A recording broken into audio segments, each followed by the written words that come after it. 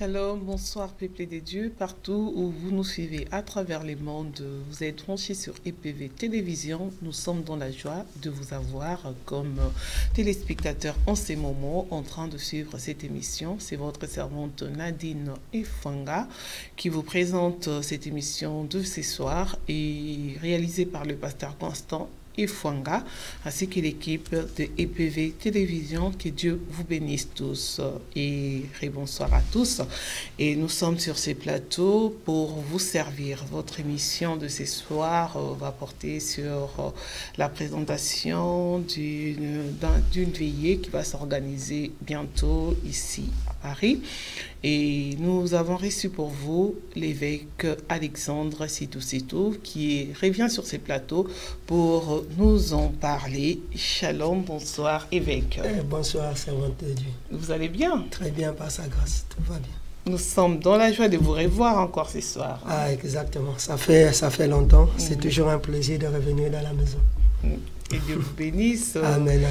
Et il n'est pas venu seul. Aujourd'hui, il n'est pas accompagné de maman Nathalie. Hein? Ah, c'est sûr. Maman Nathalie a tellement de choses à faire. Elle est au four au moulin, donc elle n'est pas là ce soir. Mais il y a quand même, on dit quoi, ancien de l'église qui vous accompagne, c'est une dame. Donc, nous avons l'ancien Evelyne Semido Tavares qui est avec nous sur ces plateaux, que je salue. Shalom. Shalom, ma soeur Nadine. Vous allez bien? Ça va par la grâce de Dieu. Nous sommes dans la joie de vous accueillir sur ces plateaux de EPV Télévision. Que Dieu vous bénisse. Merci de même. Et j'espère que votre venue va nous apporter des bonnes choses. J'espère aussi. Et sans plus tarder, nous allons parler de cette nuit d'enfantement. Hein. C'est pourquoi on est là. Donc, on va se dire d'abord, on va parler d'abord de... Vous êtes passé la fois passée pour nous parler d'une journée des jeunes. Ça s'est bien passé. Oui, ça s'est très bien passé. Les jeunes avaient organisé un programme qui était intitulé « Les jeunes au service de l'Éternel ». Donc, vraiment, c'était une journée spéciale. Les jeunes ont fait vraiment des choses très importantes, très capitales pour impacter d'autres jeunes. Et ça s'est bien passé par la grâce de Dieu. Et j'espère qu'il va encore refaire ça parce que c'est important. Et la sœur va bien. Hein? Oui, elle va très bien. J'espère qu'elle ne va pas tarder. D'ici la fin de l'année, il y aura encore une manifestation de jeunes. Je suis convaincu qu'elle va encore revenir. D'accord. Et donc, l'évêque, il est de la mission internationale. Hein? Ouais, mission internationale Grâce Divine. Donc, qui se trouve ici à Paris et à Rouen aussi. À Rouen aussi, voilà. À donc, Paris, 5 rue Montespan et à Rouen, 1 rue Georges qui vient. Donc, vous êtes là pour nous parler de cette fameuse nuit de prière. Exactement. Et pourquoi avez-vous organisé cette nuit de prière? Voilà. Dans notre organisation, on a l'habitude, chaque 3 mois, on organise toujours des veillées. Donc, cette fois-ci, ça fait déjà 3 mois, on n'avait pas une veillée spéciale. Donc, l'église de Paris et l'église de Rouen se retrouvent ensemble pour vraiment organiser cette veillée qui a été intitulée la nuit de l'enfantement. C'est-à-dire qu'on va venir à cette veillée, chaque nuit enceinte, on va enfanter. Voilà, maintenant, qu'est-ce qu'on va enfanter? Bon, on verra ça. Restez connectés. Et l'ancien Evelyne, ça se passe bien. Depuis votre ordination, on était là. Hein? Ah, oui. Non, parmi les chiffres 7. Exactement. Si c'est là. Exactement. C'est ça. Elle en fait partie. Donc, elle était là. Ça se passe bien, la mission? Très bien. Par la grâce de Dieu, tout va bien. D'accord. Voilà. Et dans la peau de l'ancien, ça va. Ça va. Tout va bien. Tout va bien. Tout va bien. Et vous faites bien votre boulot. Oui, voilà, c'est ça qui compte. Il n'y a pas encore de rébellion, hein, évêque? Non, franchement, on a eu, je ne sais pas si c'est 12 personnes comme ça, je ne me rappelle plus, mais vraiment, elle est spéciale. Voilà, pas de rébellion, pas... Vous voyez, chaque dimanche, on va à Rouen, le matin, on revient l'après-midi sur Paris avec elle, c'est pas évident, donc... Vraiment, c'est une grâce. Voilà pourquoi elle est là. D'accord. Elle va nous parler. Donc, maman Evelyne, parlez-nous un peu de votre... Comment vous en êtes arrivée là? Comment je suis arrivée là? Ancienne. Ancienne. c'est servir le Seigneur. D'abord, c'est ce qu'on veut déjà. Vous n'avez pas donné quelque chose à... Ah non, jamais. Jamais. Si j'ai donné quelque chose à quelqu'un, c'est à Dieu seulement. Parce qu'aujourd'hui, on voit les jeunes, les gens payer donc, pour que vous soyez consacrés à l'église. Ah non, loin de moi. Pour vous financer. Ah non, loin de moi tout ça. Non, ça, non. C'est, je sais pas comment vous expliquer ça. C'est le cœur en fait. Si on veut servir Dieu, donc on donne tout. C'est un sacrifice. Malgré les hauts, les bas, on avance quoi. D'accord. On avance. Et pour vous, c'est vraiment un appel, hein? Oui, oui, je dis oui. Non, être ancien, c'est aussi un appel, non? Oui, c'est aussi un appel, oui. Donc, Dieu vous a appelé dans sa moisson, donc c'est bien. Nous sommes heureux que ça se passe bien pour vous. Oui. Et si on peut parler un peu de votre conversion. De ancienne? Non, comment est-ce que vous êtes venu au Seigneur? C'est l'évêque qui vous a évangélisé ou non, bien... pas du tout. Je fais du chemin avant. Hein. J'ai fait du chemin avant. Et à un certain moment, je suis restée à la maison parce que les églises, c'était... J'ai pas trouvé ce que je cherchais. Voilà. Parce qu'on dit, là où il y a l'esprit de Dieu, il y a la liberté. Voilà. Donc, j'ai pas trouvé cette liberté-là. Et quand je suis venue à la mission internationale Grâce Divine, j'ai trouvé cette liberté, j'ai trouvé cette paix. Et voilà mon parcours, pourquoi je suis là. Et je sers le Seigneur avec fidélité. D'accord. Ah, mais c'est très bien. C'est très bien, évêque. Ouais, évêque, vous confirmez, hein, vous n'avez rien reçu. Hein. Non, je me rappelle quand elle est arrivée à l'église. Bon, comme elle venait de dire, hein, elle a fait un chemin, elle a parcouru des églises. Bon, il n'y a aucune église qui est parfaite. Hein. Il y a toujours des hauts, il y a toujours des bas, il y a toujours des manquements. On est tout à fait d'accord. Mais je me rappelle la phrase qu'elle m'avait donnée lorsqu'elle est arrivée. Je suis là pour observer. Voilà, pour observer, pour voir. J'ai dit gloire à Dieu, comme tu es là pour observer, mais je suis sûr qu'en observant, tu vas y rester. Observe bien. Voilà, observe exactement, tel est le mot.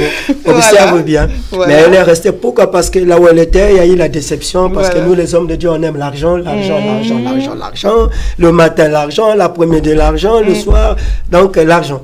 Donc peut-être qu'elle s'est dit, bon, peut-être c'est la même chose, on va parler l'argent, chaque culte, chaque jour. Le pasteur se remplit ses poches, fait ses voyages, et puis les brebis sont devenues comme des brebis égarées, quoi. Mais bon, elle a constaté, elle a remarqué, bon, aujourd'hui, l'histoire nous donne raison. Elle est venue en tant que sœur, aujourd'hui elle est ancienne. Pourquoi pas demain pasteur, tout est possible. Allez. Ah oui, tout est possible. On dit amen, hein. Tout est possible. C'est notre responsabilité. Exactement. L'essentiel qu'elle continue à demeurer fidèle. Parce qu'aujourd'hui, les gens commencent, mais ils ne terminent pas. Aujourd'hui, on a le zèle, on a la volonté. Par exemple, ce qu'elle fait pour la mission internationale Grâce Divine, c'est extraordinaire. Vraiment, elle se donne à 100%. Vous voyez, elle se lève le matin très tôt. Elle abandonne les enfants. On part à l'église de Rouen, on fait le culte. On revient le soir, l'après-midi, on fait le culte à Paris. Dès que le culte finit, tout le monde est parti. Elle reste pour nettoyer les toilettes, la salle, tout. Donc, tout doit être rangé avant de partir. Donc, elle arrive chez elle, peut-être vers 20h ou 21h. Le lendemain matin, elle doit aller au travail.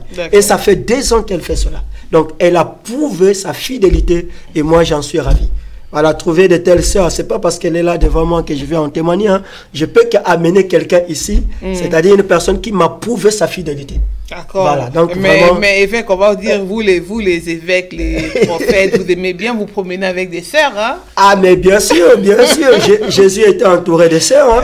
Jésus a été entouré de Marie, voilà, de Marthe, voilà, mais entouré pas avec n'importe qui. Une sœur qui a un bon témoignage, qui a une bonne réputation. Imagine que je me promène avec une sœur qui n'a pas une bonne réputation, on va dire que ça veut dire que l'évêque aussi en fait partie. Donc, elle a prouvé sa fidélité, justement. Elle a prouvé vraiment son témoignage. C'est une femme qui craint Dieu, qui a la fidélité envers Dieu en tout et pour tout. Je peux que marcher avec elle. Pourquoi? Parce que je connais son témoignage. D'accord. Et pasteur, vous avez dit tout à l'heure une chose, évêque. Pourquoi on doit commencer, pourquoi pas vous avez dit qu'elle peut devenir pasteur? Pourquoi on doit commencer ancienne pour devenir pasteur? Exactement. C'est comme on dit, l'appétit vient en mangeant. Voilà. Donc le ministère, c'est jusqu'à la fin de la vie, c'est-à-dire jusqu'au retour de Christ. Donc, ancien, c'est un pré-pasteur. C'est quelqu'un qu'on prépare dans le ministère. On ne peut pas, c'est comme un enfant qui vient de naître, on ne peut pas lui donner la semoule. Le même jour, l'enfant doit commencer d'abord à prendre le lait maternel, après, au fur et à mesure. Donc, pourquoi on prépare d'abord en tant qu'ancien pour l'aider vraiment à rendre déjà ministère. Lorsqu'elle serait dans sa fonction par rapport à l'appel selon la volonté de Dieu, je suis sûr qu'il y aura la stabilité. Donc pour l'instant, il n'y a pas encore toute la stabilité ou la base, donc on la prépare. Voilà pourquoi un ancien, si le pasteur n'est pas là, l'ancien peut diriger l'église. Donc elle est arrivée déjà à une dimension où elle peut diriger l'église, où elle peut prêcher, enseigner, prendre soin des brebis.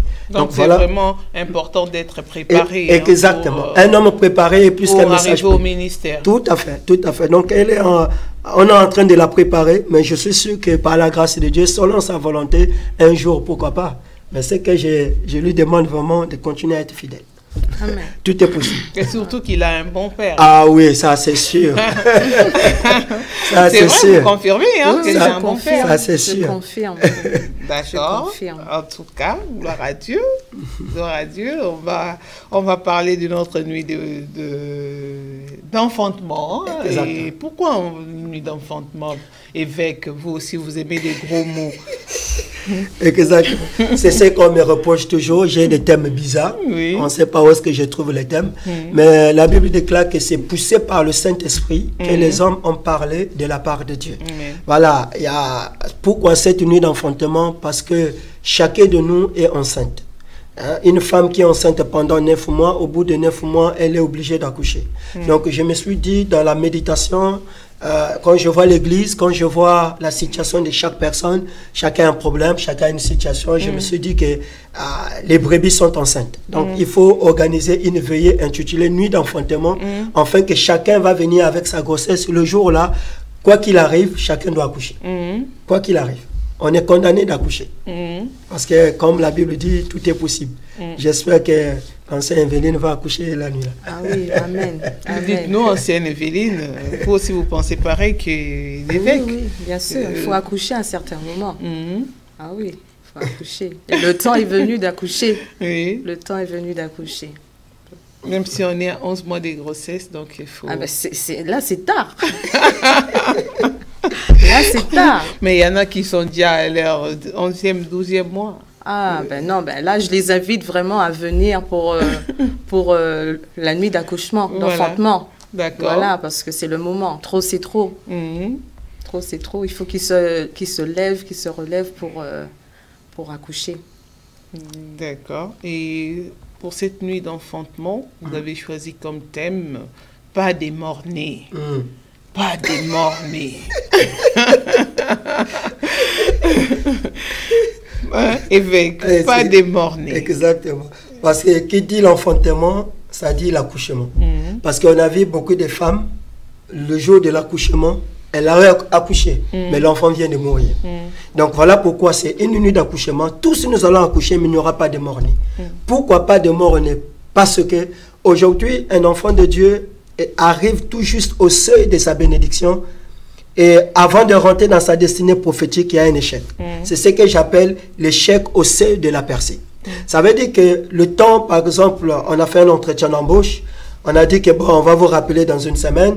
Au bout d'une semaine, on vous appelle, on dit bon, on ne peut pas vous prendre, c'est vrai que votre candidature c'est bien, mais on a pris quelqu'un d'autre. Vous voyez, vous êtes arrivé tout juste au seuil, mais il y a eu l'échec au seuil de la percée. Donc, dans cette nuit de miracle, d'enfantement, ça veut dire que nous allons accoucher, mais il n'y aura pas de mort-nés.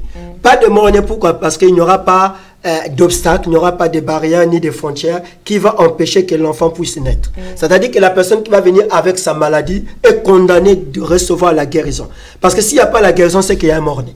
On est obligé d'être guéri. Parce que moi, je crois à la parole qui dit que c'est par ses maîtres sûrs, nous sommes guéris. Donc, s'il y a des morts-nés, ça veut dire que les gens qui vont venir avec des fardeaux, avec des maladies, avec des situations, ils vont repartir avec leurs problèmes. Mais je sais qu'avec la puissance de Dieu, avec la gloire de Dieu, si on lui fait confiance, ce n'est pas un homme qui guérit, mais c'est Dieu qui guérit. Mais comment Dieu va guérir? On va exercer ce qu'on appelle la puissance de la foi. C'est-à-dire, on va mettre la foi en place, que la femme qui va arriver, l'homme qui va arriver dans sa grossesse, quelles que soient les circonstances, il est condamné ou elle est condamnée à mettre au monde. On n'aura pas de mort, j'en suis convaincu. Là, c'est vous qui décidez ou c'est Dieu qui décide? Non, c'est Dieu qui décide. Voilà. Moi, je le dis avec l'audace et de la foi. Parce que la Bible déclare dans le livre de Somme 39, verset 33, verset 9, qu'il dit la chose et la chose arrive. Il ordonne. Donc, par la puissance et de la foi, nous allons ordonner, mais selon la souveraineté de Dieu et selon aussi la foi de la personne qui va venir. Si cette personne vient avec une foi déterminée pour dire que je vais à la nuit de l'enfantement, je vais accoucher, tout est possible. Comme dit la parole. Donc, comme tout est possible, ça veut dire que ce soir, c'est le 28, chacun va arriver avec une situation. Par exemple, quelqu'un qui va venir avec une maladie quelconque. On a dit que c'est une maladie incurable. Mais la Bible dit que Dieu, ça ne mène pas côte pour sauver. Mais on va mettre la foi, on va implorer la gloire de Dieu. Parce que la Bible dit que Dieu écoute la prière de ses serviteurs. Je suis convaincu que je suis serviteur de Dieu. On va prier, il n'y aura pas de mort. Ça, c'est sûr. Tout est possible. Savante Evelyne, dites-nous, qu'est-ce que vous pensez de mort-né? C'est quoi? Les morts-nés, c'est quand on n'a pas notre bénédiction, qu'on n'a pas ce qu'on attend, par exemple les promesses de Dieu. Dieu nous a promis quelque chose, donc on court aussi après cette chose et on n'a pas. On n'a pas, donc voilà. Donc c'est ça... C'est ça la mort. Et c'est ça la mort. Et cette mort, ça peut produire quoi dans la vie de quelqu'un? Cette mort, ça peut produire la frustration, ça peut produire l'échec, ça peut produire la tristesse, ça peut produire aussi le manque de zèle. Je suis allé à la veillée, j'ai jeûné, j'ai prié, je n'ai rien vu. Voilà pourquoi aujourd'hui, beaucoup des enfants de Dieu sont dans les maisons. Pourquoi? Parce que ce qu'on cherche, on ne trouve pas. Ça, c'est le manque de persévérance. Exactement, c'est manque de persévérance. Donc, il y a des gens qui ont déjà participé à nos nuits de miracles. C'est vrai. Mais cette fois-ci, je suis convaincu et persuadé, ça ne serait pas pareil. Pourquoi? Parce que nous allons préparer cela à partir de lundi jusqu'à vendredi. On a 5 jours de jeûne et prière. Nous allons nous préparer parce que la Bible dit aussi qu'il y a certains esprits qui ne sortent que par jeûne et prière. Donc, on va se préparer en conséquence dans la prière, dans le jeûne. Lorsque nous allons arriver le vendredi, je suis convaincu qu'il n'y aura pas de mort-né. Comme disait l'ancien Evelyne, mort-né c'est quoi? Lorsqu'on veut quelque chose, je veux un mari, je veux une femme, j'arrive pas à trouver, ça c'est un mort-né. Ça veut dire que ce que je veux, ça n'a pas marché, c'est un échec. Mort-né quoi? C'est un échec. Ça veut dire que le désir de mon cœur n'est pas réalisé. Donc voilà pourquoi le défi de cette veillée, pas de mort-né. Quelqu'un qui va venir avec un fardeau. Par la grâce de Dieu, c'est pas un homme qui va le faire, mais c'est Dieu qui va le faire selon sa souveraineté. Mais la personne qui serait disposée à venir avec sa grossesse, ça peut être le travail, ça peut être le mariage, ça peut être la guérison, ça peut être la délivrance, ça peut être la restauration, peu importe la grossesse. Mais si on vient à cette veillée de prière avec l'audace, la détermination, je suis convaincu que la manière qu'on est venu, ce n'est pas la même manière qu'on va répartir. Parce que Dieu va faire. D'accord. Il y a quelque chose qui peut déterminer cette mort dans la vie de quelqu'un. Exactement. La chose qui peut déterminer cette mort dans la vie de quelqu'un, par exemple, c'est le doute. Voilà. La Bible déclare dans le livre de Hébreux chapitre 11, verset 1, que la foi est une ferme assurance, les choses qu'on espère, mais une démonstration de celles qu'on ne voit pas. C'est-à-dire que la personne qui vient à la nuit d'enfantement avec le doute, pour dire que je m'en vais, mais je vais observer, je vais voir, je vais regarder comment ça va se passer. Cette personne ne va jamais enfanter. Pourquoi? Parce qu'elle est là en tant que spectateur. Mais on vient dans cette veillée, ça serait une dimension de prière. C'est-à-dire que ce n'est pas un homme qui va imposer les mains ou les pieds, mais la personne elle-même va ouvrir la bouche pour déclarer, parce que on ne connaît pas la vie de chaque personne. Voilà, chacun a un problème. Même moi, j'ai un problème. Chacun a un problème. Chacun a une situation. Mais la personne qui va venir avec l'audace de la foi, non seulement pour dire que je vais aller observer, on met le doute d'abord et dit, est-ce que, parce que j'ai assisté déjà 1 fois, 2 fois, 3 fois dans ma vie, rien n'a changé. Est-ce que cette fois-ci, ça va changer? Non, ça c'est l'obstacle de la foi. Et cet obstacle peut entraîner un mort-né. C'est-à-dire que la personne vient avec ses problèmes, il repart avec ses problèmes. Donc, pour éviter qu'il y ait des mort-nés, nous devons croire.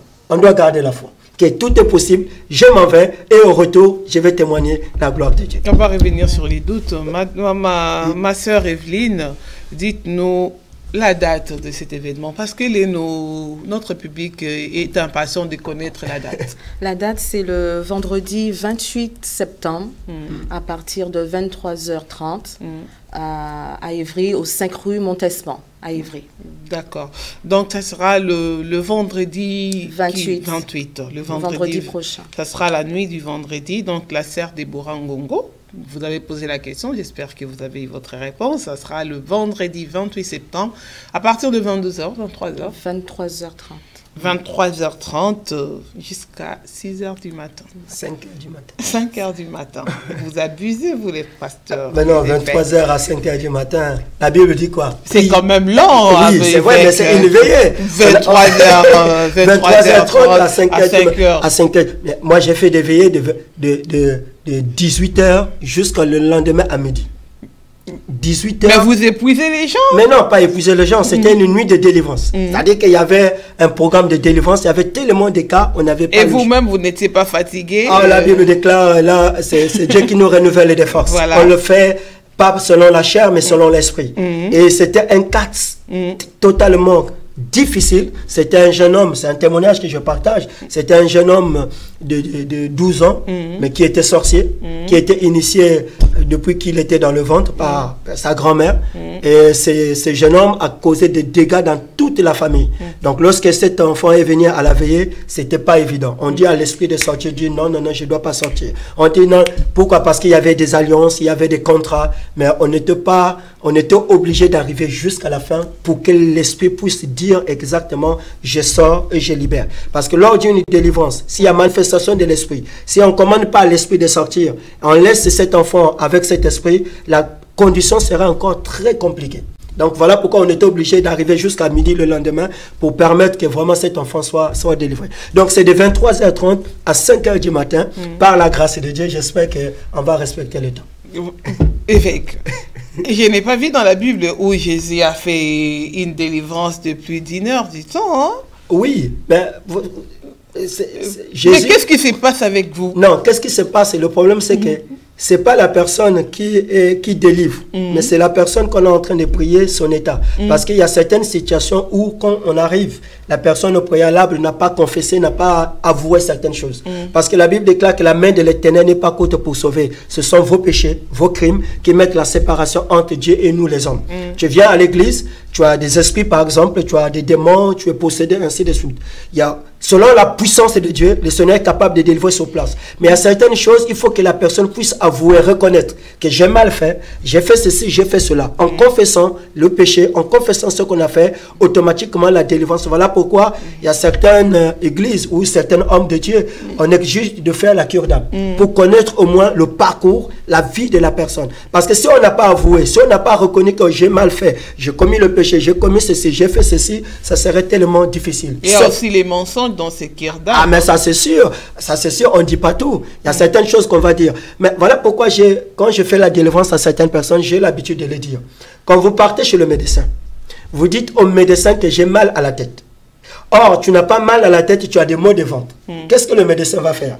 Il va te donner un traitement pour guérir les maux de tête. Mais il ne va jamais te donner le médicament pour les maux de ventre. Pourquoi? Parce que tu as dit, j'ai mal à la tête. C'est comme à la délivrance.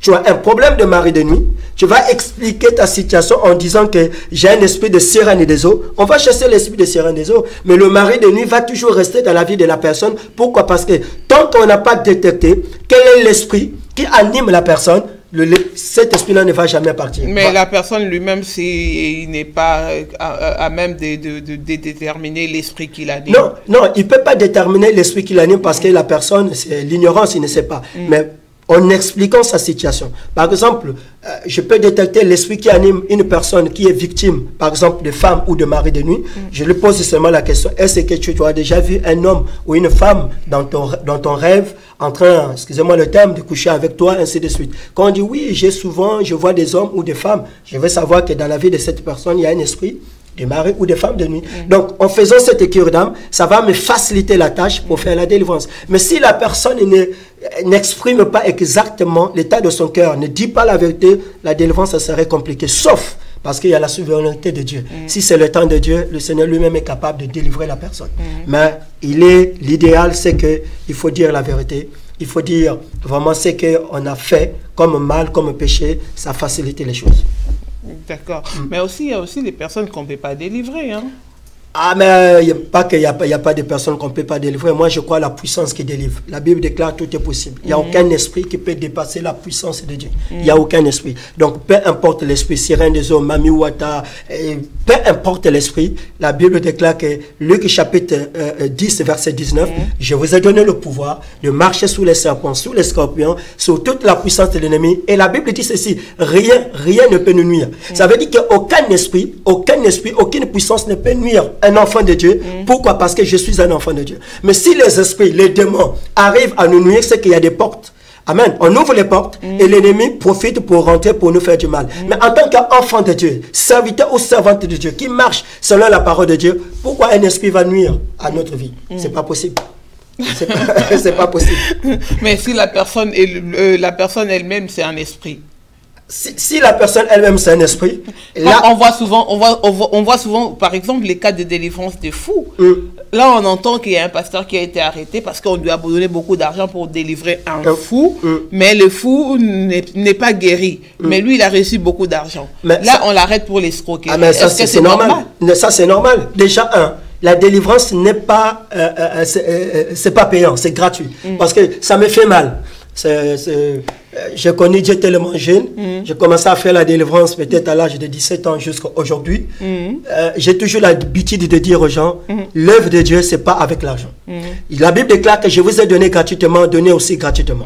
Imagine que quelqu'un qui veut passer à la délivrance, il a déjà un problème, il est possédé. Et la personne arrive, tu lui demandes de l'argent. C'est comme si c'est moi qui délivre. Or, c'est Dieu qui délivre. On n'est que des canaux, des instruments que Dieu utilise pour aider les enfants de Dieu de quitter des ténèbres à la lumière. Déjà, en donnant de l'argent, et que si la personne n'est pas délivrée, on va traiter que le pasteur c'est un escroc. C'est logique qu'on te traite d'un escroc. Pourquoi? Parce qu'on ne donne pas l'argent lorsqu'on fait la délivrance. C'est pas logique. C'est gratuit la délivrance, parce que c'est Dieu qui délivre. C'est ce que j'ai l'habitude de dire aux hommes de Dieu. Arrêtons, parce que nous sommes au temps du soir, Jésus-Christ revient bientôt. Nous devons arrêter ces histoires à demander l'argent parce qu'on veut faire la délivrance à quelqu'un. Ou bien, avant de consulter l'homme de Dieu, il faut une offrande de prophète. Moi, je ne crois pas à ces choses. Celui qui doit donner, il doit donner libéralement. Je vous donne un exemple, ça s'est passé, ça fait peut-être un mois. Je connais une sœur de chez moi, du pays, qui est venue. Voilà, c'est des gens comme, entre guillemets, qui collaborent avec le président. Ça, c'est sa vie. Alors, je suis parti, j'ai fait une petite prière de 5 minutes. Elle a fait sortir une enveloppe avec 2 billets de 100 €. Et dit, pasteur, je l'ai regardé, je dis, mais tu veux m'amener à l'enfer? Une petite prière de 5 minutes, tu me donnes 200 €. Je vais prendre le goût à prendre maintenant de l'argent. Je dis non, quand je prie, il n'y a pas l'argent. Quand tu vas me croiser en cours de route, ou bien tu viendras chez moi me rendre visite, tu dis, ah papa, j'ai une offrande, je prends. C'est pas parce que j'ai prié que tu me donnes une grosse enveloppe. Non, on ne peut pas changer la prière avec l'argent. Sinon, ça veut dire que c'est moi qui guéris, ou c'est le pasteur, l'apôtre, le bishop, l'évêque qui guérit. Mais c'est Dieu qui guérit. Maintenant, en guise de reconnaissance, Dieu t'a guéri, Dieu t'a délivré, tu veux faire une offrande d'action de grâce, amène à l'église. Voilà. Mais qu'on vous laisse le temps de respirer, on passe à dites-nous, anciens, l'adresse, parce que le frère Romuald de Gaspard n'arrête pas de nous demander l'adresse de l'église. L'adresse de l'église, c'est 5 rue Montespan, 91 100 Évry. On peut avoir des détails? C'est à côté de Lidl, hein. C'est à côté. Il y a un Lidl et c'est en face du Lidl. Et pour venir là-bas, on vient en train, par exemple. C'est le RRD. On descend à Évry. Enfin, moi, je ne sais pas trop. Hein. Moi, je prends la voiture. Exactement. C'est le... Vous allez nous expliquer comment venir en voiture. Exactement. C'est RRD. Vous descendez à Évry-Coucoronne. Il y a le bus 401.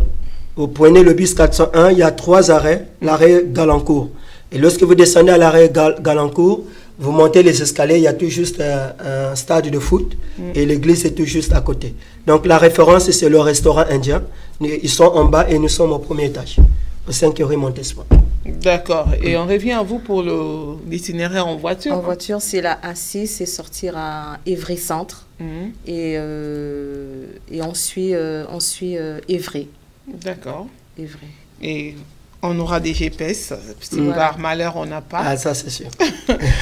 Si par malheur on n'a pas, on va se démerder. Mais de toute façon, si on n'a pas le GPS, il y a le numéro qui va s'afficher. Exactement. Voilà. On donne le contact. Mais donnez quand même voilà, le contact c'est 06 23 67 01 95. Je répète, 06 23 67 01 95. Même si vous n'arrivez pas à vous retrouver, soit vous avez pris le train et que l'itinéraire est tellement difficile, appelez ce numéro, on va envoyer un jet privé pour venir vous chercher. Tout est possible. D'accord. Beaucoup de gens aujourd'hui, évêques, ne sont pas peut-être délivrés parce qu'ils ont des doutes. Mais vous savez, la souveraineté de Dieu peut agir même s'il y a des doutes, évêque. Je ne sais pas si vous êtes d'accord avec moi. Donc, quelqu'un peut avoir des doutes, mais il vient, il reçoit un miracle et ça dissipe ses doutes. Exactement. C'est comme on dit, moi je crois à la souveraineté de Dieu. Dieu fait grâce à qui il veut. Vous avez des problèmes, des difficultés. Et si c'est le jour qui a été prédestiné selon le calendrier de Dieu, selon la destinée qui a été fixée dans la vie de cette personne, même s'il y a le doute, tout est possible. Dieu est capable. Ça, c'est Dieu qui guérit. Parce que Dieu, il fait ces choses comme il veut. Personne ne peut dire à Dieu pourquoi tu as fait ceci. Donc, la personne qui peut venir a des doutes. Mais Dieu est capable d'agir. Pourquoi Dieu va agir? Lorsque cette personne va voir la gloire de Dieu, le doute aussi va partir. Parce que moi, je sais que le miracle, c'est un appât qui amène la personne vers Dieu. Malgré le doute, malgré l'incrédulité, mais le Seigneur, par sa puissance, il dit, cette personne, pour que je l'attire vers moi, pour que je l'amène vers moi, malgré l'état de cette personne, l'incrédulité de cette personne, je vais guérir, je vais délivrer, je vais libérer. Lorsque la personne va voir le miracle, le doute aussi va partir. Tout est possible. Ça, c'est maintenant, ce n'est pas un homme, ça c'est Dieu. Selon sa préscience et selon sa volonté. D'accord. Ancien Evelyne, il y a une personne peut-être qui se demande, il dit, moi j'ai déjà un cancer en phase 2, donc il ne me reste plus beaucoup de temps à vivre, je suis déjà partie dans des veillées, j'ai déjà prié, j'ai déjà gêné, mais je ne vois pas la main de Dieu. À cette personne-là qui est déjà désespérée, qui n'attend plus que la mort, qu'est-ce que vous pouvez lui dire? Que rien n'est impossible à Dieu. De se remettre entre les mains de Dieu. Et je lui conseille de venir. Qu'elle verra le miracle de Dieu. Qu'elle a encore la foi active. D'accord. Ouais. Et évêque? La Bible dit que, comme dit l'ancien, tout est possible. Il n'y a aucune maladie qui peut dépasser Dieu. Même si on a dit phase terminale. Mais là-bas aussi, elle était partie et on avait dit tout est possible. Ah, ben, c'est comme on dit, on peut faire 10 000 veillées, on n'a pas vu la gloire de Dieu. Peut-être la dernière veillée, que la personne va dire que je vais faire peut-être la dernière veillée. Vous savez, lorsqu'on se trouve dans le désespoir, qu'on n'a plus la porte de sortie, lorsque tout semble fermé, tout devient difficile, on a jeûné, on a prié, on a tout fait, on n'a pas eu de solution. À la dernière minute, c'est là où Dieu intervient. Pourquoi? Parce que Dieu n'aime pas donner la gloire à un homme. Parce que si cette personne qui a un cancer, phase terminale, est partie voir un pasteur et que le pasteur a prié et que cette sœur est guérie, la sœur va s'accrocher à ce pasteur-là. La sœur va s'accrocher à cet homme de Dieu. Pourquoi? Parce qu'elle dit, ça fait des années, je suis malade, l'homme de Dieu a prié pour moi, je suis guéri. Elle va commencer à honorer, à vénérer l'homme de Dieu. Le Dieu de l'évêque. Exactement. Elle va dire, ah, le Dieu de Sitou, il est Dieu. Non, ce n'est pas le Dieu de Sitou, il est Dieu. Dieu, il est Dieu. Donc Dieu, pour ne pas que l'homme puisse tirer profit, la gloire, il permet certaines situations. Mais j'ai toujours l'habitude, l'expérience me prouve que lorsqu'on a prié, on a jeûné, et qu'on n'a pas trouvé ce qu'on a besoin, c'est à la dernière minute, on se dit que c'est fini, c'est terminé, c'est là où Dieu intervient. Pourquoi il intervient? Parce que la gloire doit revenir à Dieu. Phase terminale, ça ne veut pas dire que c'est la fin de l'histoire. Il y a encore de l'espoir tant qu'on vit encore. Donc, quel que soit le cancer, la Bible déclare que la prière de la foi sauvera le malade. C'est vrai, on a prié. On a jeûné, on a prié. Le pasteur, l'apôtre, le bishop, l'archibishop, le pape t'a imposé les pieds et les mains. Tu n'es pas guéri, mais garde l'espoir. Peut-être à cette veillée de prière, c'est peut-être la seconde chance. Dieu est capable de faire. Pas un homme, pas une personne, mais je sais que par la foi, Dieu est capable de guérir. Tout est possible. Amen. À Dieu. Mais évêque, il y a une autre personne, lui il n'a jamais été malade, mais il a quand même eu de proches qui étaient malades. il a vu comment ses proches là se sont battus pour la vie. Ils ont prié, ils ont demandé la grâce. Et curieusement, Dieu a dit que la personne était guérie, était délivrée. Mais la personne est morte. La personne... Comme... La personne est morte. La personne Maintenant, est morte. la personne, le frère qui est resté, il dit, mais non, comment est-ce que Dieu a parlé à travers moi? Il a dit que la personne était guérie. Mais comment la personne vient à mourir? Voilà. Donc ça refroidit sa foi. Exactement, ça refroidit sa foi. Pourquoi? Parce que le frère ou la sœur n'a pas compris. La Bible déclare dans le livre de Lamentations, chapitre 3, verset 38, n'est-ce pas de la volonté du Très-Haut viennent les maux et les biens? Quelqu'un me dit amen. Et la Bible dit que qui dira qu'une chose arrive si Dieu n'a pas permis? On a prié, on a jeûné. Si c'était écrit que c'est son jour, la personne doit mourir, gloire à Dieu. Ça vient de la volonté de Dieu. C'est pas parce qu'on a jeûné, c'est pas parce qu'on a prié et que la personne va mourir. Je vous donne un exemple. On était parti prier avec le prophète Élisée qui devait être là avec nous. On est parti prier pour une dame.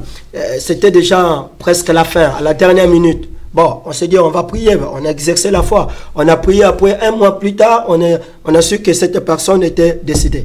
Et le prophète disait, mais on a prié. J'ai dit, mon frère, on n'est pas de Dieu. On a fait notre part. Peut-être que la petite prière qu'on a fait, voilà pourquoi elle a fait un mois. Mais quelles que soient les circonstances sur cette terre, que tu sois enfant de Dieu, serviteur de Dieu, païen, on va tous mourir. On va tous mourir. Maintenant, chacun de nous a son jour. Maintenant, si cette maladie, la Bible déclare, si c'est pour la gloire de Dieu, amen, Dieu va permettre que la personne soit guérie. Mais si c'est le temps de Dieu aussi que Dieu a vu que la personne est en train de souffrir, je préfère retirer l'âme de cette personne pour éviter trop de souffrance, ça c'est Dieu. Ça ne veut pas dire que lorsqu'on prie, on est obligé vraiment de voir le miracle et de vivre. Non, pas possible. On peut prier à l'immédiat. Mais quand même, on doit voir des signes. Quand même, on ne prie pas un Dieu qui est muet. Non, pas du tout. Un Dieu qui nous écoute. Pas du tout. Mais on doit quand même voir des signes pour persévérer. Exactement, exactement. Voilà. La Bible dit qu'un peuple sans révélation est un peuple sans foi. C'est-à-dire qu'on doit avoir la révélation. Voilà pourquoi j'interpelle à nos serviteurs, servantes, serviteurs de Dieu, qui ne croient pas à la délivrance, quelque part aussi c'est un manque. Pourquoi? Parce que en tant qu'homme de Dieu, lorsqu'on prie pour quelqu'un, il y a des signes. Par exemple, je suis en train de prier pour une personne. Je vois des signes qui montrent que vraiment il y a un esprit de mort. Par exemple, je prie pour une personne. Vous voyez, quand quelqu'un est dans le coma, il y a des signes. Par exemple, dans les doigts, tu vois la personne en train de bouger de... Tu vois, en bougeant les doigts, c'est comme si elle est en train de compter le nombre de jours. Je peux savoir que cette personne, il lui reste quelques jours, quelques temps, la personne va mourir. Pourquoi? Je vois déjà des signes. Mais je ne peux pas dire à cette personne que tu es condamné à mourir. Et on fait la prière, on encourage, on stimule la personne que Dieu est capable de faire. Maintenant, on fait notre part. Le reste, c'est Dieu qui fait. Si Dieu décide que cette personne ne va pas mourir, elle ne va pas mourir. Je me rappelle en 2001. En 2001, ma mère était sérieusement malade. Voilà. Quand j'ai quitté le Sénégal, je suis arrivé, quand j'ai trouvé ma mère, je me suis dit, waouh, waouh, waouh, il y avait un esprit de mort. Mais qu'est-ce que j'ai dit? Seigneur, je vais prier. C'est pas parce que c'est ma mère. Ça peut être une brebis, ça peut être quelqu'un que je connais. J'ai dit, Seigneur, si telle est ta volonté, permets qu'elle puisse vivre. Mais si tu permets aussi qu'elle puisse mourir, que ta volonté soit faite. Maintenant, selon la souveraineté de Dieu, Dieu l'a guérie. Aujourd'hui, elle vit encore. Gloire à Dieu. Mais imaginez qu'elle était morte. Qu'est-ce que j'allais dire? Ah Seigneur, pourquoi tu as permis cela? Ma mère est partie. Non, Dieu, il fait ce qu'il veut. Mais nous, notre part, c'est de prier et c'est Dieu qui fait le reste. Mais ça vous déçoit quand même lorsque vous êtes face à cet échec. Mais si on peut comprendre que... ça l'échec, non? Oui, mort-né. Voilà. Exactement. C'est un mort-né. Mais après, on doit se dire, c'est la vie. Hein. Si telle est la vie, on ne peut pas changer le destin de Dieu. La Bible déclare que toute chose concourt au bien de ce qu'aime Dieu.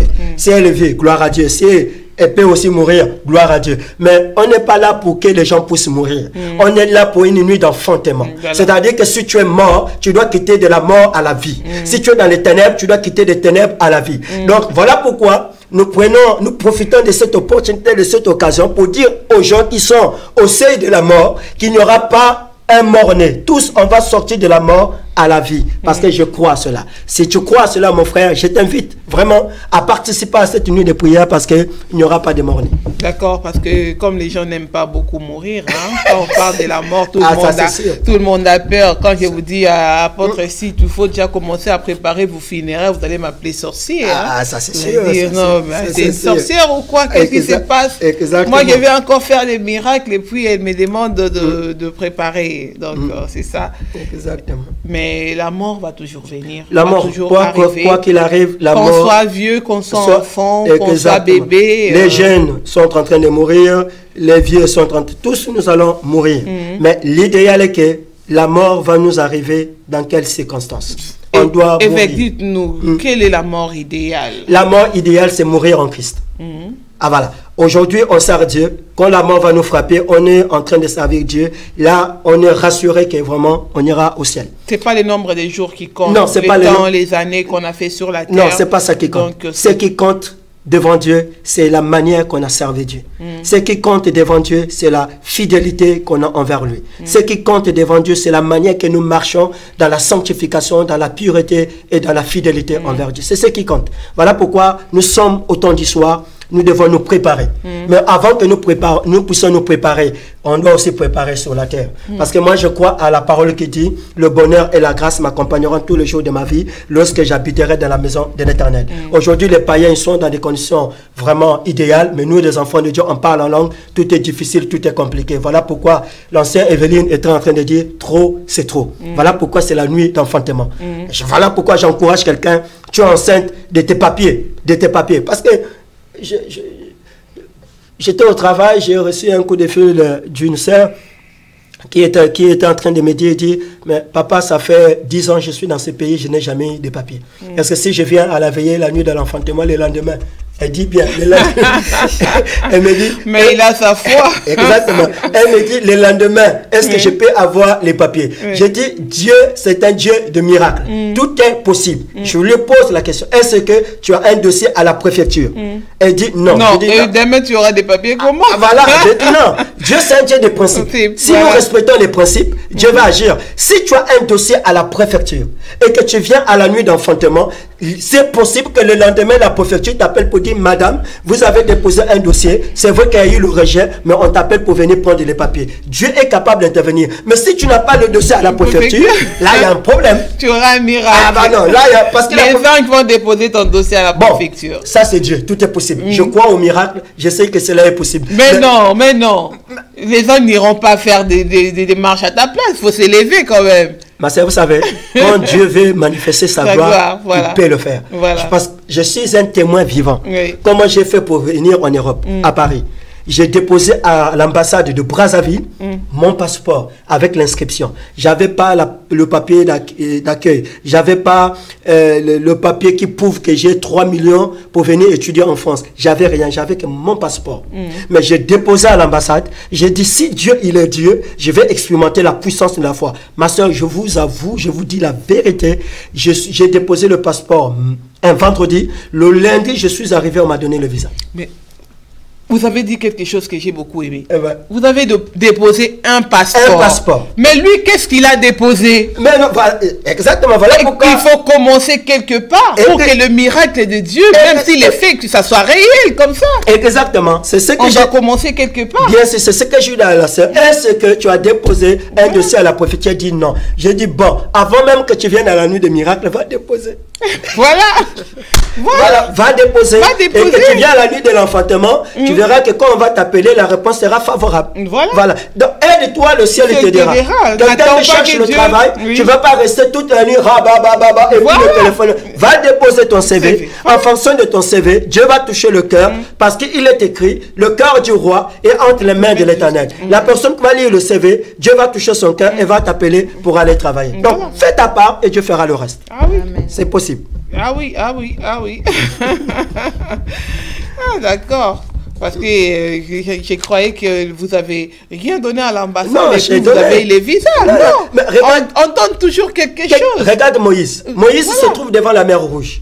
Dieu lui demande qu'est-ce que tu as à la main. Il y a toujours quelque chose qui nous appartient, que Dieu va utiliser pour opérer un miracle. Moïse avait un bâton sous sa main. Et Dieu dit à Moïse, frappe les eaux. Et lorsqu'il a frappé les eaux, il y a eu dislocation. Le peuple a traversé la mer à sec. Donc, pour faire quelque chose, nous aussi, on a notre part.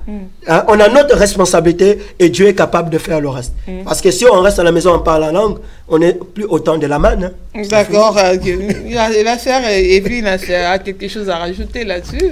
Oui, ça m'a fait penser à la femme à la perte de sang. Oui. Quand elle a été vers Jésus, pour elle, c'était sa dernière chance. Donc, elle a manifesté sa foi, elle a touché les pans de Jésus et elle a accouché sa guérison. Voilà. Donc, je voulais encourager un frère, une sœur de venir enfanter. Voilà. Voilà, dans cette nuit de miracle. D'accord. Donc, on a les jours. Oui, les jours, on a l'adresse. Exactement. On a les lieux. Oui, l'adresse des lieux. Et on a l'heure aussi. Exact. On a les thèmes.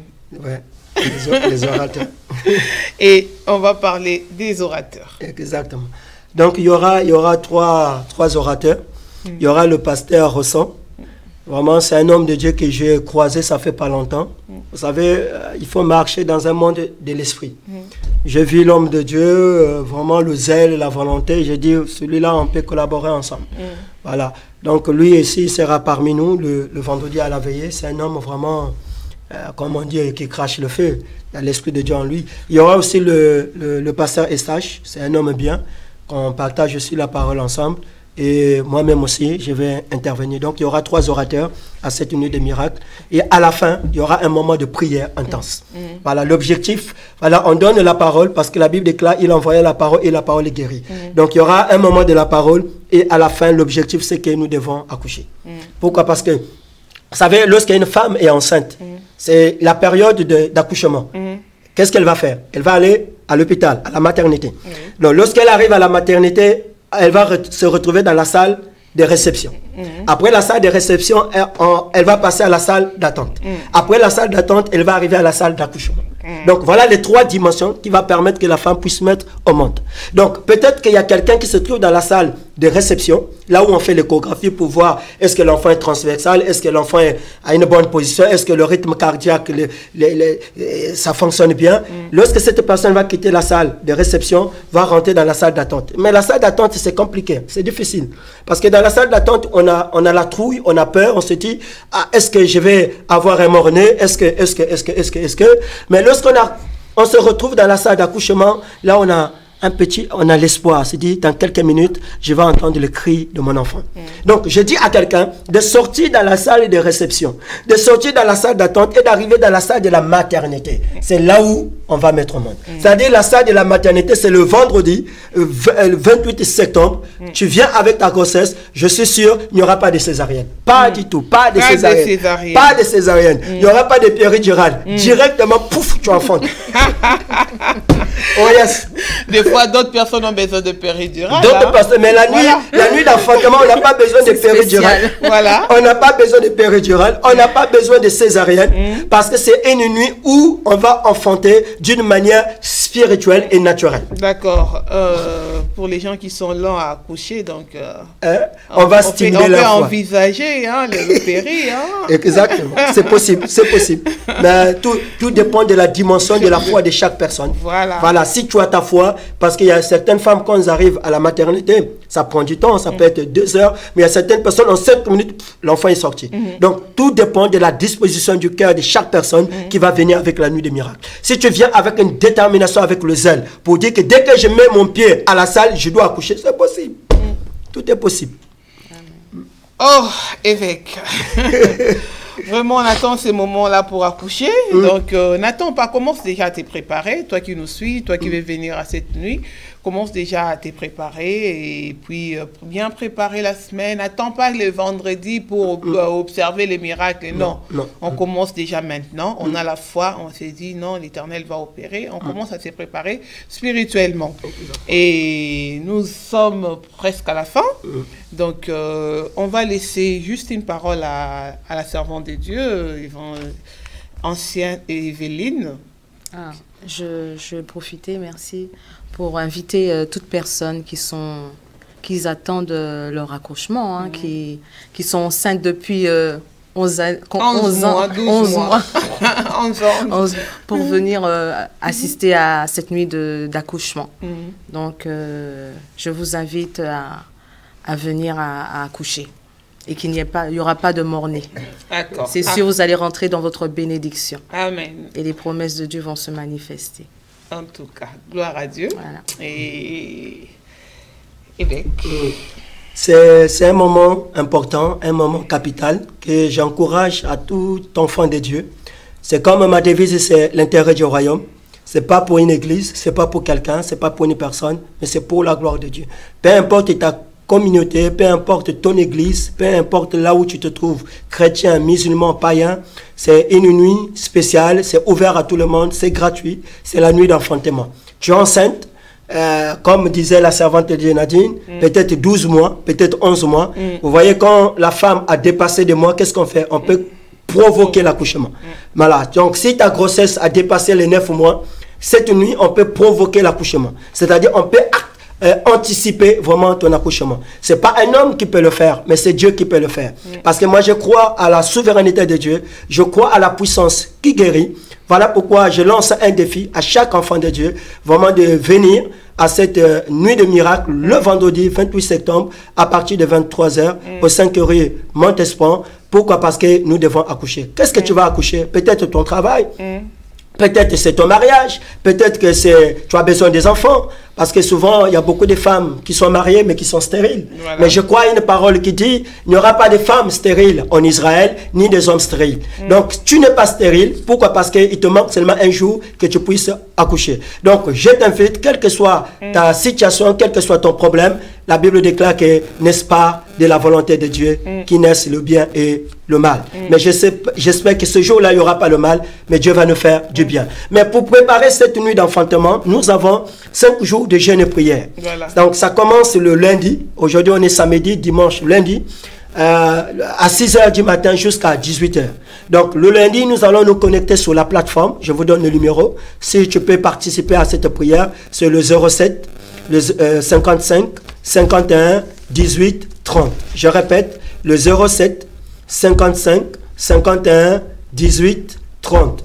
Le code c'est 14 96 23 10. Donc vous pouvez aussi vous connecter à partir de lundi, le 24, à 6h et le soir à partir de 17h30 pour la prière. Et chaque soir, de lundi à vendredi, à partir de 22h30, vous pouvez vous connecter sur ma page Facebook. Chaque soir, on va faire le live sur Facebook pour prier ensemble, communier ensemble, pour préparer vraiment. Parce que lorsqu'il y a une bonne préparation dans la prière, la gloire de Dieu va se manifester. Donc, on va se préparer toute la semaine en jeûne et prière. Le soir, à partir de 22h30, on se connecte directement sur Facebook, sur ma page Intérieur du Royaume, pour prier pour cela. Et le vendredi, c'est le jubilé.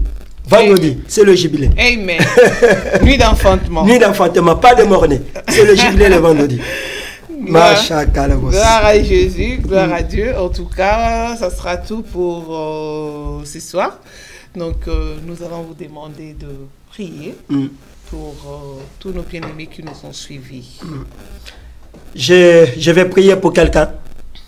Là où tu te trouves dans ta maison, peut-être dans ta voiture, peut-être dans ton lieu du travail, peu importe l'endroit, mais si tu crois à cette petite prière que je vais faire, j'espère que tu vas voir la gloire de Dieu.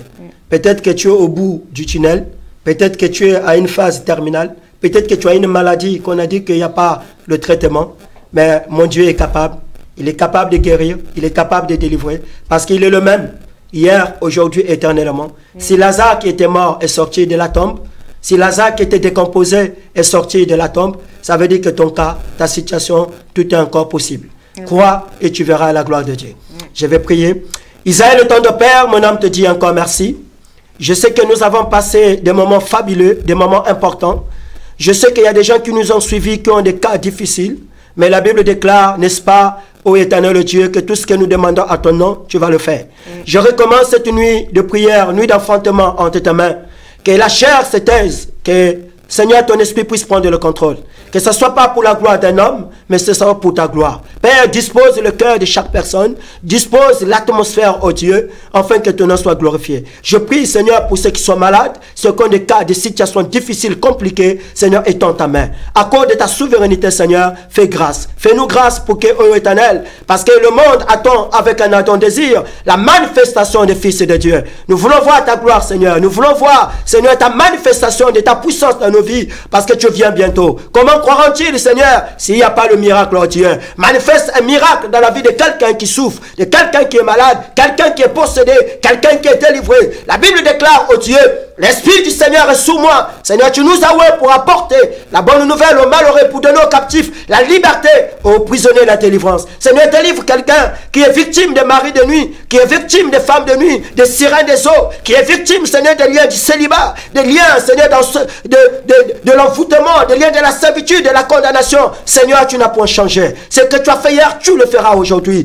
Délivre quelqu'un, guéris quelqu'un, change la vie d'une personne, Père. Tu prends l'homme de la poussière et tu le lèves et tu le fais asseoir à la table des grands. Je suis persuadé, Seigneur, que tu es au contrôle de toutes choses. Reçois la gloire, reçois l'honneur, la royauté, la magnificence. C'est dans le nom puissant, glorieux et majesté de Jésus. Nous avons prié. Quelqu'un qui a dit Amen, Amen, Amen. Amen. Que Dieu soit loué, que Dieu soit glorifié. Et nous sommes dans la joie de vous avoir eu sur ce plateau. Et nous invitons tous nos bien-aimés qui nous ont suivis, vous qui voulez assister à cette nuit de prière, commencer dès lundi. Donc, on gêne. Donc, on gêne les prières, comme nous avons dit. Vous avez reçu les codes et les numéros et les codes d'accès pour prier en ligne. Exactement. Avec... et c'est à quelle heure? Le matin, c'est à 6h, 6h à 6h30. Le soir, c'est 17h à 17h30. Et la nuit, c'est de 22h30 à 23h. Ça, c'est directement sur Facebook. D'accord. La nuit des prières, donc ça sera le vendredi 28 septembre 2018, à partir de 23h30. N'hésitez pas à venir. On rappelle juste l'adresse avec la servante de l'Éternel.